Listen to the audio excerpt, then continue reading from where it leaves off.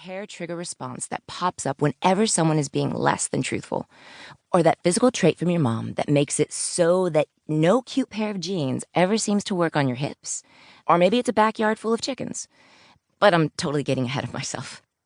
The reality is there are just some things that show up in our lives and feel like gnats of irritation, or like elephants of urgency, big or small. They all share this common song. They are not what we planned, not what we expected, not how we would have scripted, not how we saw life playing out. I've experienced my share. Like marrying that person I hoped was the one. And that request, that thing I really thought God was going to do, and then he didn't. Having my world turned upside down by the beautiful baby who aced his APGAR score at birth, who had 10 fingers and 10 toes, only to find out that he had significant developmental challenges years later when he headed to school. And I totally relate trying to do the right thing, but it all comes out wrong. My first response to disappointments like these is to ditch whatever it is. If it doesn't fit, doesn't make sense, then I want to deep six it. Sometimes I'll even make it super spiritual, praying for it to be cast out of my garden, proclaiming all kinds of promises. I've tried dragging any number of those things out to the fire pit, ready to get them out of the living room of my life.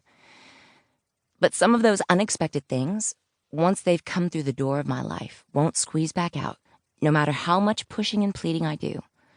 They seem to have shown up for a reason. And now I'm going to have to figure out how to make them fit. No matter what I expected, those things require a rescript of my life and where I thought I was headed. So where are my girlfriends who like to plan? The ones who gather their ideas and pull out their calendars and create a mental model of how things are going to roll out. Whether it's a wedding, a baby shower, a job trajectory, a life. If you raised your hand, we have that in common. We are the women who get things done, see a need, and meet a need. Whether it's a project at our kids' school or a business idea that needs some fuel.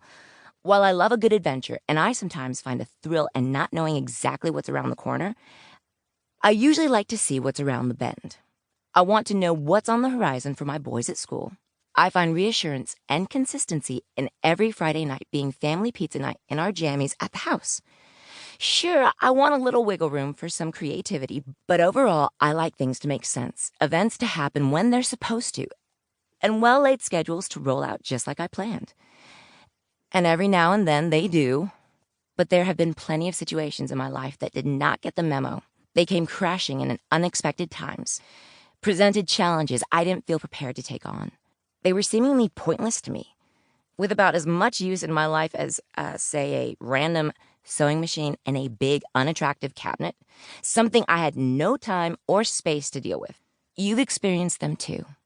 The small things like your car battery being dead when you're trying to get to work in the morning. The big things like the breakup with that guy you just knew you were going to marry. You've got questions. Why things went the way they did. How you're supposed to put it all back together.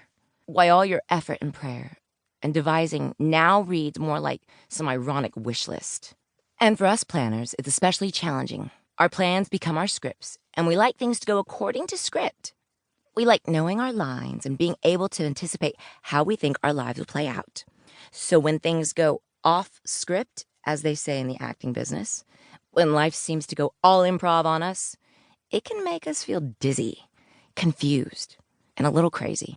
But those things that take us off script, those challenges and unexpected messes, well, I haven't yet found a paper planner or smartphone app, organizing blog, or Pinterest pin that can remove those obstacles from my life.